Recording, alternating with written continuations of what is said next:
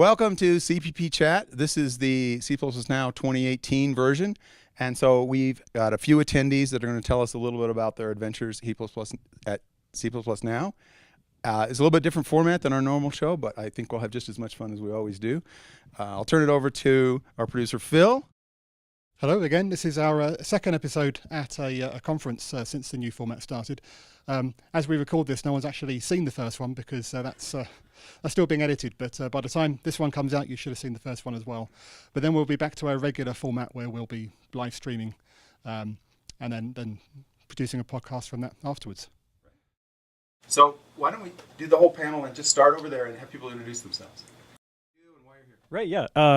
Hi, everyone watching. My name's Brian Heim. I just finished up a master's at Yale University in computer science. I decided to come here because I've been using C++ for about a year now, and I wanted to really expand my experience and knowledge of that. Do you want me to talk about what I've enjoyed here? Or? Yeah. Okay, yeah. I mean, this conference has been well, actually, there's nothing there. No.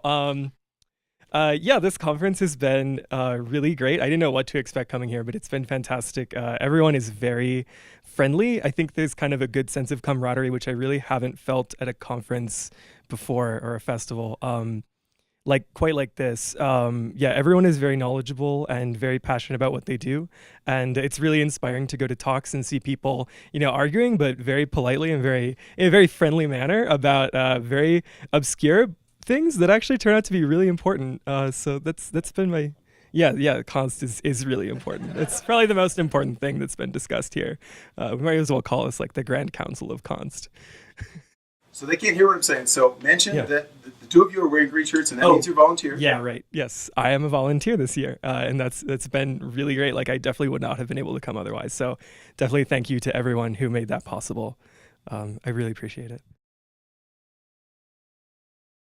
Yeah, so I'm Jonathan Müller. This is my second time here. I'm also again a volunteer, like I was my first time, and I also gave a talk yesterday, like I did first time, and like the first time, it's been a great conference. I really enjoy being here. It's amazing people, amazing conversations, amazing talks, just great. Thank you for not mentioning your lightning talk. I also gave 2 lightning talks. One of them I must not talk about. The other one was about placement new. So for those of you who want to know what he's talking about, you're going to have to get the lightning talks on video and watch them all. Yeah, the lightning talk might or might not have been related to this, but let's not talk about that before we go into too much detail. So I'm Peter Bendels. I've been using C++ for on the order of size of 20 years by now. And I really, really enjoy coming to C++ now, especially because when I come here, I look at the program and I see a whole lot of talks. And most of the talks, I can guess about 70% of the content. And that means that 30% of that is something I have no idea about, I don't know about, and I can't guess. And there's really smart people here who have the remaining 30% in ways that you never expected. So for me, that's what typifies this conference. It's a C++ conference like CPPCon, Meeting C++, and many others. But instead of going to a talk to learn about everything he has to say, you go to a talk and you pretty much guess about 70%, but it's 30% that you can only learn when you're being here, when you're interacting with the presenter and with everybody else in the audience. I'm Ben Dean. I'm a principal engineer at Blizzard Entertainment, where I work on the Battle.net team, and this is my 4th year in Aspen here at C++ Now. And I learn so much every year. This is like the week of the year when I do all of my C++ kind of queuing up of learning. Everything I talk to people about here, the sessions I see, I make notes, I go back and then I dig into it and maybe stay in touch with people that I meet here over Slack or over Twitter. It's really amazing to come here and like Jonathan and Peter said, the sessions are interactive as much as any session can be. And, it's quite often the case that the session will be presented about one thing and there'll be some detail in the session that leads to a lot of discussion afterwards and, uncovering new things. So, this is a really great week for me to learn. Yeah, hello. So my name is Anastasia. I work for a company, JetBrains. We do tools for developers, namely IDEs. And so actually that's why I'm here. So we do tools for C++, and it's still, like, we're in 2018, and the surveys show that most of the people are still using C++ 11 and 14. But I do believe that it's kind of impossible to do tools for C++ if you don't know what's going on the cutting edge of C++, and that's exactly what this conference is about. So that's why we're here, and happy to be here. Actually, that's my second time. Good time in here. Hi, my name is Rong Lu, and I am a program manager on the Visual Studio C++ team at Microsoft. So I primarily work on Visual Studio Code as an editor for C++. So this is my first year being at this conference. I submitted a talk, and very fortunately, that talk was accepted, and I'm really excited to be here to share what we have been doing in Visual Studio Code to the C++ developers here, and also an awesome learning experience for me just to be here with so many top C++ experts and being there and in the sessions and also the social events here. It's been an awesome experience. And something funny about being here for the first time, since I've never been to this venue, this conference, and I'm usually used to conferences that are pretty big, like thousands of attendees. And I came here and didn't see any sign, like whatsoever, around the buildings. I wasn't sure whether I'm in the right place. And I walk up to that hall, and there's a sign on the door that says, "Bears live in this county, and in the dark, make sure you use a flashlight to not bump into any bears." And I knew from that moment, this conference is going to be different than any of the conferences I've been to. And yes, indeed, it is very different. And the fact it is so small, I felt like people are really well connected, and talked to many people who have been coming here year after year. I can see why they love this conference, and this is quickly becoming one of my favorite conferences as well. So really glad to be here. My name is Bob Stiegel. This is my second time here at the conference.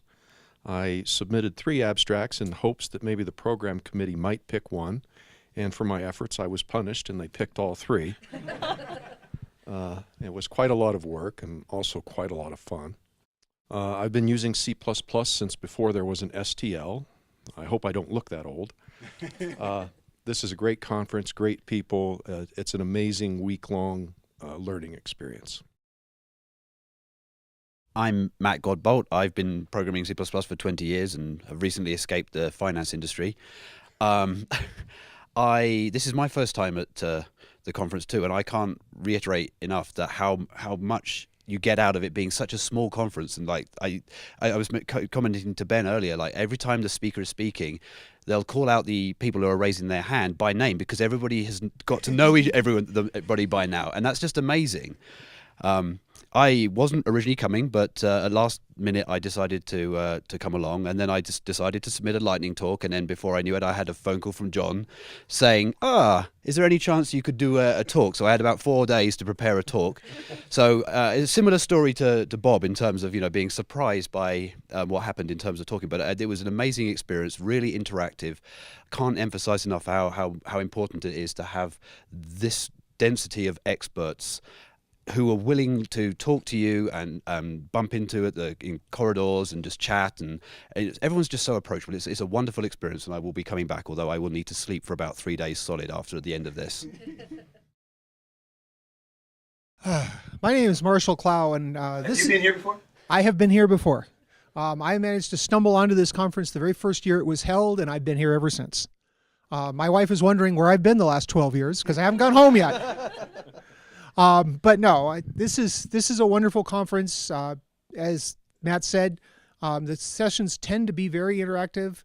I just finished up my talk about an hour ago, and it was like I was demonstrating stuff, and people were putting up hands. Well, what if you do this, or what if you do this, or can you do this, and so on and so forth. And I learned stuff giving my talk, which is always a nice thing. But Matt is exactly right. By this time in the week, most everybody has met everybody, and you see, you're giving a talk or something, or you put your hand up at a talk, and the presenter looks at, yes, Marshall, or yeah, Marshall's going to disagree about this, or Ben, I know Ben thinks otherwise. Anyway, yeah, the comment, Ron's comment about bears live here, yeah, this is this is a very small conference, and we're in a very special venue. It's not, follow the hundreds of people going down the corridor. It's follow the tens of people that are striking out across the field to get to the next building. I know no reason why I won't be back next year or the year after or the year after. Because, 12 in a row. Yeah, I was thinking when Rong said that, this is just kind of like, camping out with Wi-Fi, right? And a hotel 400 yards away. And a very first class, hotel. Anybody been in a hotel room bigger than the one they're in? I mean, those rooms are huge. You have, okay.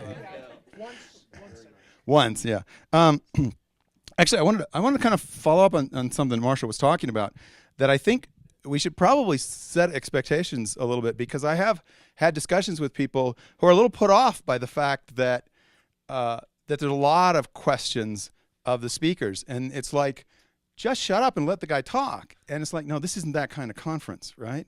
And contrasting with another big conference I know, I say, if you want to know the answer to a C++ question, you go to CPP.Con.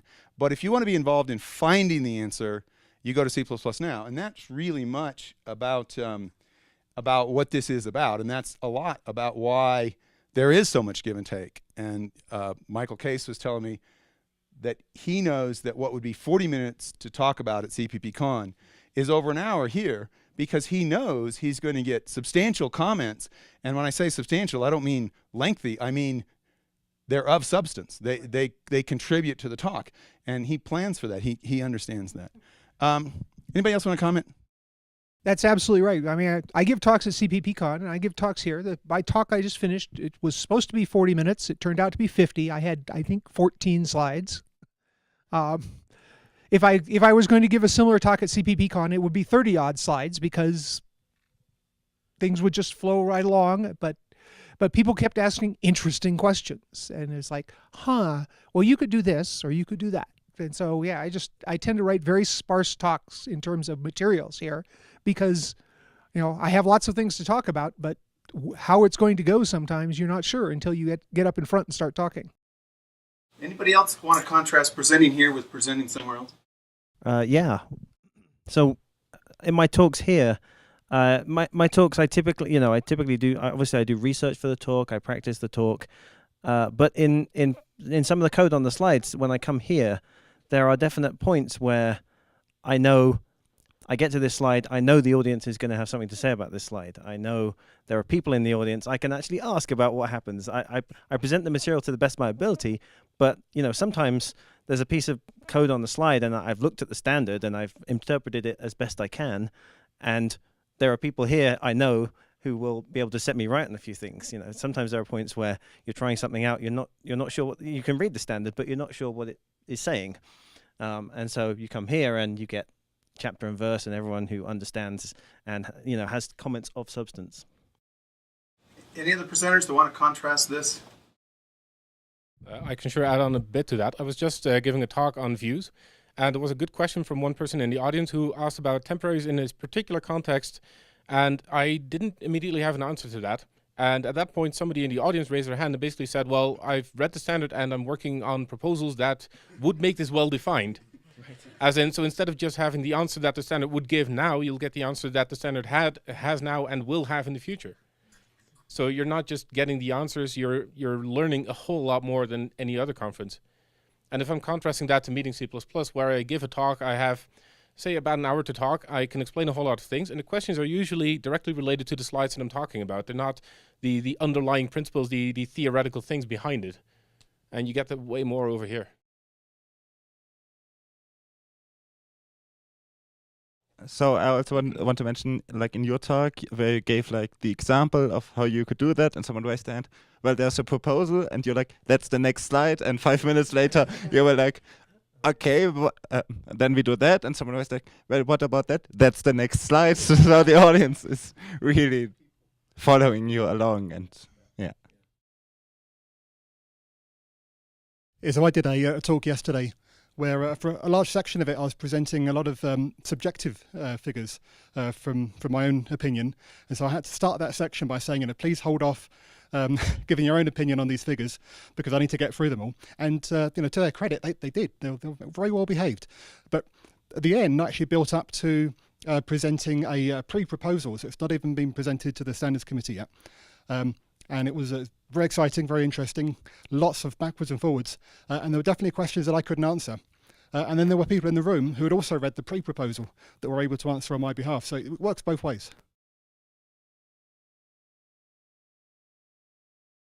So contrasting with CPPCon, which is John's other conference. Which is our other conference. Right, our community. The CPPCon is our other major conference in the US. Yes, when I go and talk at CPPCon, the talk is much more sort of, the style of the talk is much more, people are handing down the stone tablets and the audience is listening, and there might be a question or two, but it's not nearly as forward-looking as it is here. It's not about, was it you Jonathan, or Peter said that, or Phil said the questions are about. Here, the questions are about, well, sure, this is what happened now, and we can totally understand that, but what would we actually want to happen? And at CPPCon, it's much more, here's a thing, here's what you should do, be thankful for that. Sort of not really, but yes, it's much more of a lecture format at CPPCon, where I'm if I give a talk, I'm much more conscious that I'm sort of lecturing to the crowd, and here it's more of having a conversation with the crowd. One of the things I would say about that is I've definitely told people that at CPPCon the assumption is the person at the front of the room is the expert on this material, and that's the way it is. But here I remember talking about move semantics and Howard Hinnis in the audience. And the nice thing about that is that when you get a question, you can say, how should that work, Howard?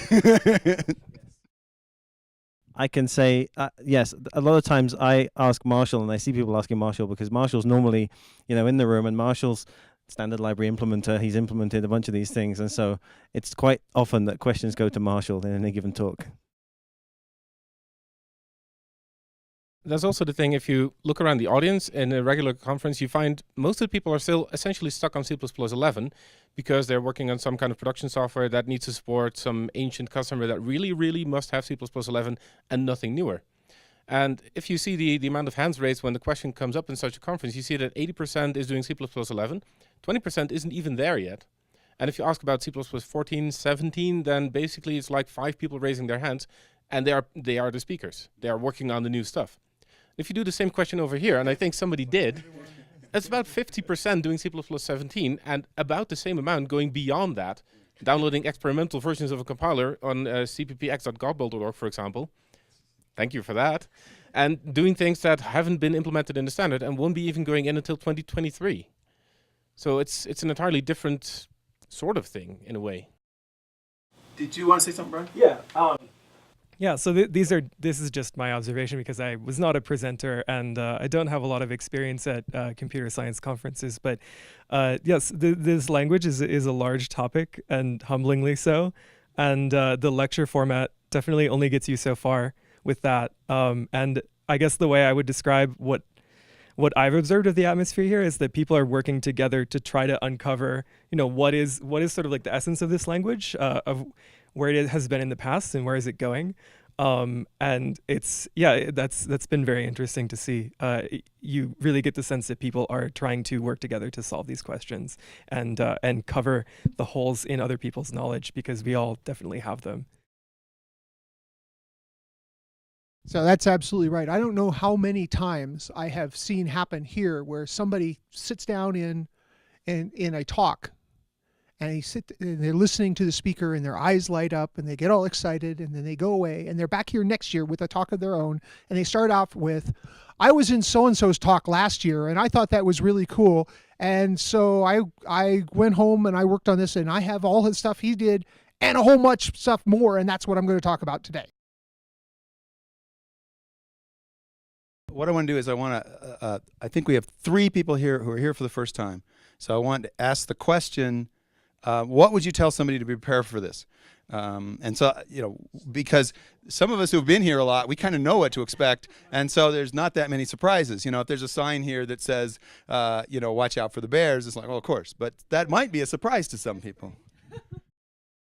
Yeah, like Marshall was just saying, catch up on your sleep before you come out, because if you want to take full advantage, you're going to be up at 7 in the morning to get yourself ready to get to the 8 o'clock or earlier, meet up with people, and you're going to probably want to be at the lightning talks, which go until, I think, was it 10 o'clock last night? We were past 10, and then where the real conference happens is in the bar afterwards, and all the hallway conversations and things, and the various sort of breakout areas where people get together and talk. And so, I don't think I've been to bed earlier than about 1 a.m. so far this week, and that's not really what I'm good at doing, especially when the alarm clock goes off at 6 again. And so it's quite brutal in that respect. The layout is unusual. I think we've alluded to that with the bear sort of stickers around, and the need for a flashlight to safely get back from the conference center back to where the hotel is. It's very unusual, and it's refreshing, and it's exciting. But yeah, in order to prepare for it, I think catch up on sleep. Take the map that they give you on the day one and memorize it, because you're going to get lost, or just follow people around as they go around and follow the herd. Some similar observations from my side. So I think CPPCon, a lot of learning about like how to use the languages and stuff, like new features, how you use it, and this is what you do. And here is about people are actively thinking about how we could improve the languages. So it's a lot of great ideas bouncing around. So I would say if there's one thing you should do before coming to this conference is do your homework, is to probably watch the talks from CPPCon last year online before you come here. CPLs now. CPPCon talks. So just so you have the basic knowledge. Oh, okay. You know the languages, you know the features, so you don't come to here to learn how to use something. You come here to think deeply about the language itself and the features, what are the downside, what we could do in the future, and that kind of stuff. So I would say a lot of homework needs to be done before coming here so that you can get more out of this conference. You can benefit more from all the discussions happening here. So I want to throw one new person question at you, and that is, we've alluded to the fact that people here know each other. People have come year after year after year. It's a pattern. And one of the things that happens in that case is that sometimes new people don't want to come because they're not part of the in-group. And so I want to ask the three of you. We'll let Matt try again, but I want to ask you not only how would you prepare for some, but have you been excluded or have you been included? That's what I want to ask. Yeah, absolutely, very friendly environment here. Everybody I've been talking to has been so friendly. I feel like definitely being welcomed here, definitely being included, and it is really fun. And I started because I came here because it was a late afternoon on Tuesday, and followed by a picnic. So it was a great time to start conversations with people. But I feel like it's definitely a very, very friendly conference. I would not hesitate to come here, like as a first-time comer here. Definitely would recommend anyone to be here and to experience this something different. So reiterating what's been said, if you are tired, sleep before you come. As I learned the hard way, if you have coursework, finish it before you come. If you have a standards committee mailing deadline. Oh, yeah. If you have deadlines, meet them, or prepare to not meet them. I think for me, the advice I would give myself before coming here, if I could go back in time, would be to not be afraid that you don't know enough. In fact, think about precisely the things that you want to learn more about, because this is one of the best places that you can learn about that, definitely. If I can just attach one little thing to this, because I'm here now as somebody who is, at least in the middle of my career, I've been junior for a number of years. I'm pretty much a senior now. And I always thought that going to conferences was a thing that you did when you were the senior person in your company. You had enough money to spend on things. You had backup things. And there are ways to get here if you're not the senior person. You're just the junior person trying to learn, even if you're still in high school. Just silent nudge. You can apply as a volunteer and you can get most of the stuff taken care of. There's a limited number of spots, But do think about it, because it's one of the best places to learn. And even if you just want to figure out if this is the language you want to continue with, just at least apply for it, just as an extra reminder. So yeah, that's an important thing, to say that this conference is valuable for people learning the language. But I think there's a counterpoint to that, which is that it's quite easy to get into the complacent world where you think you know enough about the language and you can get on with your day job every day without having to learn very much more. Maybe you read the odd blog post or whatever, but that's a complete fallacy. Nobody knows enough. Well, maybe Richard Smith is okay. No, we've got to get a Richard Smith joke in, haven't we? But no, I think and it's one of those things where I've discussed with a few people who've asked me about this. It's easy to convince yourself that you don't need the time off work or the time away from learning is not time well spent, and then you have to convince your boss or whatever to give you the money to come and all that stuff. But when you're here, you're like, oh my gosh, I'm learning so much. I'm interacting with people. I'm building relationships with people in the community, and this is so valuable. I can't recommend it enough for everyone, from junior all the way up to the senior people at a company or in their career. Marshall's gesturing at me. So I guess I qualify as one of the senior people. Sadly, I'm going to have to dye my hair for next year. What do you think? Red? Yeah. Red? Yeah. Blue? I don't know. Anyway, you commented that Peter commented, I think, that people turn in the middle of sessions and ask me, Marshall, what do you think about this? And yet, I go home from this conference with a long list of to-dos, like, oh, check out this library, and what can I do with this library? Or, hey, here's a paper I need to read. I think the last one was adaptive radix sorts. Or here's a book I need to look up. Or I need to follow up with so-and-so about this stuff. And the list goes on and on. I have a couple weeks' work just queued up now on my phone from this week. So this is a really good place to learn stuff. It doesn't matter what level you are. I mean, if you've never written a line of C++ in your life, this is probably not the place for you. But if you've been doing it for a year or two and you're feeling like, yeah, I know a fair amount here, this would be a very humbling place. It's certainly humbling for me. The other on the physical bit, be prepared to take it kind of slow the first couple days. We're here at 8,000 feet. You wear out faster than you would think you would. I've seen people come up here, people who are very fit, people who said, I run 10 miles every day. This is not me. I run 10 miles every day, and they get up here and they put on their running shorts and they head out and they get about 2/3 of a mile, and all of a sudden, there's no air here. I forgot to pack my oxygen tank. Exactly. I also say I really like the session format here, which is different from other conferences I've been to. There are pretty long breakout sessions, that's 90 minutes, which goes really deep into discussions. And there's also, on the other hand, there's 5-minute lightning talks, which are a lot of fun, but also informative. A lot of good ideas there. I really enjoyed being there last night for like an hour and a half, going through a lot of lightning talks. I really, really liked it. I think they were really good until right at the end. So one thing I want to pick up, I think it was Brian who said, don't feel like you need to know it all before you come here. And I would say, Marshall said, if you've never written a line of C++ code, this isn't for you. And I agree. And in fact, if you're the kind of person who says, look, just tell me what I need to do to get my job done this afternoon, this is not your conference. The most important thing you need, it's not a lot of knowledge about C++. The most important thing you need is curiosity. Are you curious about what C++ is, and are you curious about what C++ could be? And if you're in that mindset, no one here is going to make fun of you about not knowing something, because we've all been there, and it is a very humbling experience, right?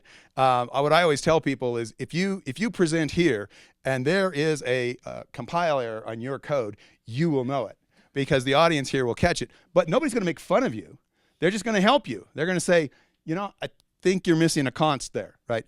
It's going to be a supportive environment. It's not going to be your const may be in the wrong place. That's what I think what Matt's saying. It's a supportive environment. So it's not like, we don't let you in unless we give you a written test and you have to know all about C++11. But that's the baseline before you get. It's not like that. If you're curious about C++, this is the place for you to be. I just wanted to add that for me, the main difference for this conference in comparison to other conference is that the people here are brave enough.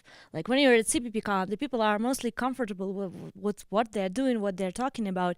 And here the people are kind of brave to break things, saying like, this is an initializer list and it's done wrong. And we started discussing how wrong it's done actually. And I was like, I like the talk a lot. And so you need to have this kind of a bravery to come here to discuss these things that you got used to, that you learned in the university, but they are done wrong probably. And that's that kind of the conference. I would say at least one type of person that this conference is for is the person who cares a lot about the differences, the very detailed differences between like a declaration and a definition in C++, or how exactly Sphene works, or what the standard exactly says about no except, or maybe should say about no except. And it's not because they're pedantic people, although that's part of it. It's because I think people recognize that we need to get these things right, and that's how a language lives, and how a language evolves, is by first having this very clear, very precise understanding of things, and then being able to build on top of that a path forward. I was going to say what I think Marshall said and John echoed. Don't be afraid to come here because you think you don't know enough C++. The truth is, nobody knows all of C++. All of us know, other than Richard, yes, that all of us know our little parts, and at this conference you can find people who really know their parts in some detail. And that's great. But so I first came here in 2014, and I loved it so much that the next year I submitted a talk in the hope that my company would send me again if I had a talk here. And I was lucky enough to get it accepted. And so the first conference talk I ever gave was here in Aspen, which you would think is a daunting experience, given the fact that there's a lot of audience participation, should we say. But it was really amazing. I wasn't feeling daunted at all. It was my first talk, so a little apprehensive. That's to be expected, but the crowd was great. They really were very supportive, and like I say, like has been said, when there were errors on my slides, people would point them out, but not in a way to say there's an error on your slide, but to give the information, to make sure the room was aware, and to explore parts of the language that we were talking about. One thing that I can add to that is that if you have a talk that is trying to do something that has a standard solution, and nearly everybody agrees on the solution, like plain inheritance or virtual function tables or how to do views, and you have an opposing view to that, or something different like maybe doing your own vtables by hand, this is a place where you can actually say those things, explain how they work, and give off the trade-offs for that, and expect the audience to interact with you and think that that's a good thing to think about. They might not agree with it being a good idea, but they will at least listen to you and think that you may have a point. Let's find out if you do. Actually, I just want to say I think we can probably summarize all of that as this is a high-level venue for low-level discussion. There you go. How is the running? Phil, I was going to ask you, how is the running? How do you find it? The running, yeah. I've actually been for a run here this week already, but only a small one. Last year I did a longer one. It's okay as long as you take it much slower than you might do otherwise. And don't do it the first day you come. That's the other point. Yeah, this is a very quick addition to that. But if you bike downhill, prepare to find some other way to get back up that hill. You should know how you're getting back up that hill before you go down it. Are we speaking from experience? And the other thing I wanted to say, I don't think anyone's really mentioned yet, the other unique thing about this venue is just the amazing scenery we have all around. The snow-topped mountains, and it's a bright sunny day. It's just really adds an extra dimension to the venue, I think. Amusingly enough, this is the first year in several years that we haven't actually had snow during the conference. We almost never have a lot of snow, but we frequently have a little bit of snow, an inch or two for a few hours, which is kind of odd because people will say in the middle of a talk, somebody look out the window, hey, it's snowing. Yeah, I wanted to not create a false picture there. We almost every year there's one day when there's going to be some snow or rain, and there might be some time when there's a little bit of mud going through the meadow, so you don't want to go through the meadow. But this week has been amazing in that so far we haven't had a single bad day, and the projection is it's going to rest to the end of the week. In fact, one of the things that we always do is we put the picnic early in the week, because there's the option of deciding, Tuesday's not a great day for the picnic. Let's try on Wednesday. And if Wednesday's not good, it's on Thursday. And that's done on purpose. But I think we've only had to push it once. One year, I think we went from Tuesday to Wednesday to Thursday. Yeah. But in general, the weather is really good this year. And normally, I would say most of the time it's really good. But most of the time, most years, there's, as you said, one day where there's going to be a little bit of something to remind you that you're in Colorado in the spring. And I would like actually to add, because last year when I was here for the first time, there was a very interesting story. I went to a talk. It was like, the weather was like now, so it was sunshiny, it was green grass, everything was wonderful. I went out of the talk and everything was completely covered with snow. And the first thought I had actually was, did I really spend that much time on that talk? That was a marvelous topic, but like how much time actually passed, because it was really creepy. Yeah. One thing that I haven't seen anybody mention, that I've seen running, I've seen biking, but there's a bunch of really good hiking trails around here as well. So don't forget to bring your hiking boots and ask for a couple of people here to just go on a hike somewhere. It's the best place to talk about Studlander while you're hiking up a mountain. I would like to add actually one more thing, because I'm not a hiking fan or like bicycle fan, but I'm a swimming fan. And there is a marvelous swimming pool, which is outdoor, which is warm, so don't be afraid of snow, and you'll have marvelous views while you're swimming. And that was actually I'm doing every morning here. all right. Does anyone have a particularly embarrassing and memorable story about Marshall that we want to squeeze in real quick? Actually, probably Marshall would probably be the best storyteller. I was going to say, I mean, after 12 years, surely you guys could find several of those. Oh, not just stories. We have photo documentation. So, no. Does anybody else have a? I have photos of Tony Van Eric. Oh, okay. Does anybody have a thought they want to share? An experience, something that anyone other than Jonathan want to talk about?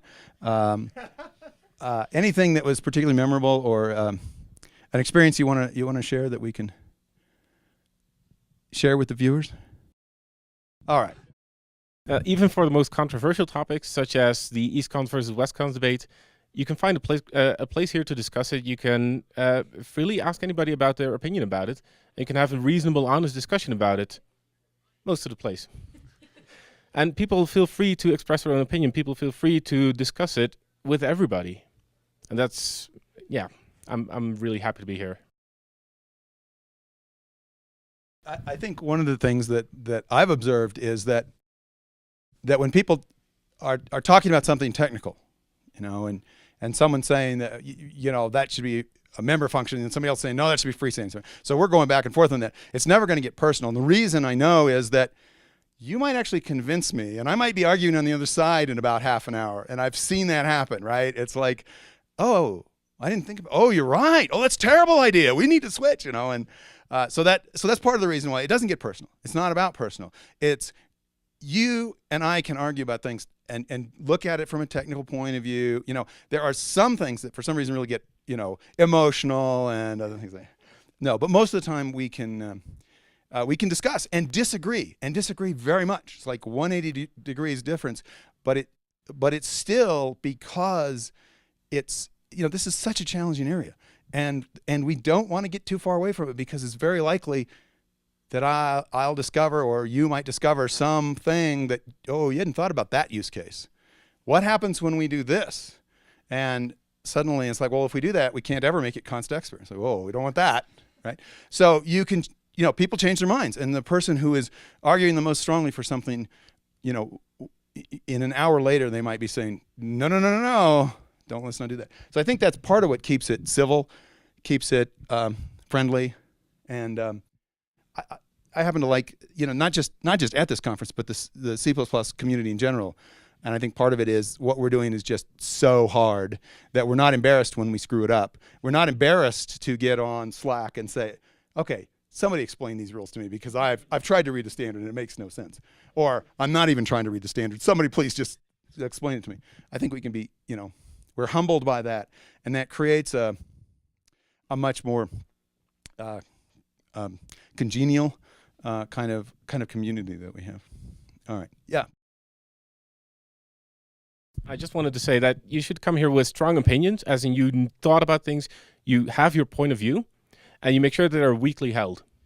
I have this conviction, and I'm willing to argue it, but if you convince me, I can just take this bracelet off and do something else. I don't have a tattoo, and I will never make it one. We're willing to work on that, I think. You made that the motto for the slogan for the show, right? Yeah, strong opinions weekly, as in every week, held. But I think on a joke like that, we ought to probably wind it up. So by the time you've seen this, I hope you've seen the show at ACCU, and we're going to get back to the regular format for a little while. We're going to try to bring as many conference shows as we can, but the normal format is a little bit fewer participants, but we want to thank all of you, the panel, and certainly thank the audience for laughing at our lame jokes or whatever else you did. But anyway, thank you all very much, and we will see you soon. Thank you. Safe coding. Safe coding. Safe coding, yeah. So We've dropped that. Phil, we dropped that. Yeah. We didn't say that.